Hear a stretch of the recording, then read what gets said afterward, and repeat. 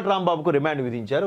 సీఎంపై అసభ్య వ్యాఖ్యల కేసులో 14 రోజుల పాటు విధింపు, గుంటూరు ప్రత్యేక జూనియర్ సివిల్ జడ్జి ఉత్తర్వులు, రాజమహేంద్రవరం జైలుకు తరలింపు, చంద్రబాబు నిర్దేశించి అలా మాట్లాడాల్సింది కాదన్న రాంబాబు. అలా ఇప్పుడు మరి జ్ఞానోదయం ఏంటి? మరి ముందెందుకు వాడు అమ్మ ఇక్కడ కూడా తల్లులేనా? ఇక్కడ కూడా ఆడవాళ్ళని అడ్డు పెట్టుకుని మాట్లాడతారా? అంటే ఆడవాళ్ళని మెన్షన్ చేయకుండా ఒక తిట్టు కూడా తిట్టలేరా మీరు?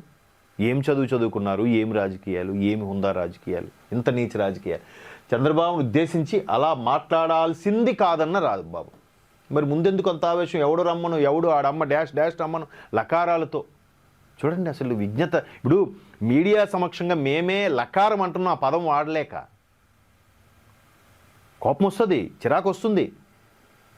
కానీ మేమే వాడలేకపోతున్నాం. ఇన్ని కోట్ల ప్రజలు చూస్తుంటారని ఇంకిత జ్ఞానం కూడా ఉండట్లేదా? సెన్స్లెస్ అయిపోతున్నారా? ఒకసారి ఆ వార్త చూస్తే ముఖ్యమంత్రి చంద్రబాబు నాయుడుపై అసభ్య వ్యాఖ్యలు చేసిన మాజీ మంత్రి వైకాపా నేత అంబటికి 14 రోజులు రిమాండ్ విధించారు. అయితే ఇక్కడ న్యాయమూర్తి జి శ్రవంతి ఆదివారం ఉత్తర్వులు జారీ చేశారట. శనివారం గుంటూరులోని గోరంట్ల వద్ద అంబటి రాంబాబు తన వాహనంలో వస్తూ పోలీసులతో పాటు ముఖ్యమంత్రి చంద్రబాబుపై వ్యక్తిగత దోషులకు పాల్పడిన ఘటన తీవ్ర దుమారం రేపింది. ఈ నేపథ్యంలో చంద్రబాబు అభిమానులు, కార్యకర్తలు బీభత్సంగా దాడి చేశారు. వాళ్ళ మీద కూడా చర్యలు తీసుకోవాలని ధర్నాలు చేశారు. మరోవైపు మాజీ మంత్రి జోగి రమేష్ ఇంటి మీద కూడా అటాక్స్ చేశారు. అక్కడ ఆల్రెడీ విధ్వంసం ఉంచింది. ఆల్రెడీ కొన్ని ఘటనలు కూడా జరిగాయి.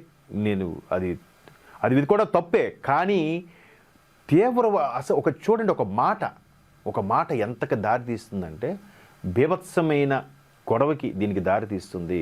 సంయమనం పాటించాలి, ఆవేశం వద్దు అని చెప్తున్నా మారాల్సింది మనమే.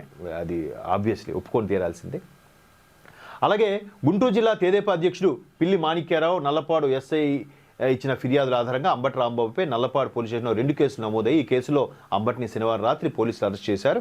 అలాగే ఆదివారం రాత్రి 7 గంటల వరకు అక్కడే ఉంచారు. అనంతరం గుంటూరు ప్రభుత్వ ఆసుపత్రికి తీసుకెళ్లి రక్తపోటు, మధుమేహ పరీక్షలతో పాటు ఈసీజీ తీయించారు. వీరికి అందరికీ ఈ టెస్టులు రక్తపోటు అంటే బీపీ అలాగే షుగర్కి సంబంధించింది కాదు, మెంటల్ ఎబిలిటీ ఎలాగుందని మొదటి టెస్టులు చేయించాలి వాస్తవానికి.